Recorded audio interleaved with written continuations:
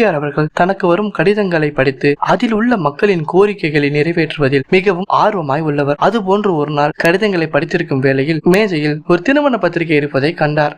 பத்திரிகை அனுப்பியவரிடமிருந்து உதவிக்கான கோரிக்கையோ திருமணத்துக்கு வர வேண்டும் என்ற வேண்டுகோளோ விடுக்கப்படவில்லை. இதை பார்த்து ஆச்சரியமடைந்த எம்ஜிஆர் அவர்கள் தனது உதவியாளரை அழைத்து பத்திரிகை அனுப்பியவரின் விவரத்தை அறியுமாறு கேட்டுக்கொண்டார். பத்திரிகை அனுப்பியவரின் முகவரியை வைத்து சென்று பார்த்தபோது வடபழனி ராம் திரையரங்கம் முன்பாக ஒரு செருப்பு தைக்கும் தொழிலாளி அமர்ந்திருப்பதை கண்டார். நிகழ்வை எம்ஜிஆரிடம் கூற எம்ஜிஆர் அவர்களுக்கு மனம் நெகிழ்ந்து போனது. திருமணம் நடைபெறும் நாளும் வந்தது. காலை 9 மணிக்கு முகூர்த்தம். 8:45 மணிக்கு திருமண வீட்டின் முன்பு காவலரின் வாகனம் அணிவகுத்து நிற்க திருமண வீட்டாருக்கு ஒரே குழப்பம். சிறிது நேரத்தில் எம்ஜிஆர் அவர்களின் காரும் அங்கு வந்து நின்றது. அனைவருமே ஆச்சரியத்தில் மூழ்கினர். எம்ஜிஆர் அவர்கள் சரியாக தாலி கட்டும் வேளையில் திருமண வீட்டினுள் சென்று மணமக்களை வாழ்த்திவிட்டு தனது ரசிகரிடம் சென்று, நீ மட்டும்தான் சொல்லாம கொள்ளாம எல்லாம் பண்ணுவியா, நானும் தான் என்று கூறி பரிசு பொருட்களை அளித்துவிட்டு காலை உணவை அங்கேயே முடித்துவிட்டு பின் கோட்டைக்கு கிளம்பினார். இது போன்ற நிகழ்வுகள் தான் எம்ஜிஆர் அவர்கள் வெறும் திரைப்பட நடிகரோ அரசியல்வாதியோ அல்ல, தன்னிகரற்ற தலைவன் என்பதை நிரூபணமாக்கிறது. மேலும் இது போன்ற வீடியோக்களுக்கு மாயோ மேக்ஸ் டிவிக்கு சப்ஸ்கிரைப் செய்யவும். நன்றி.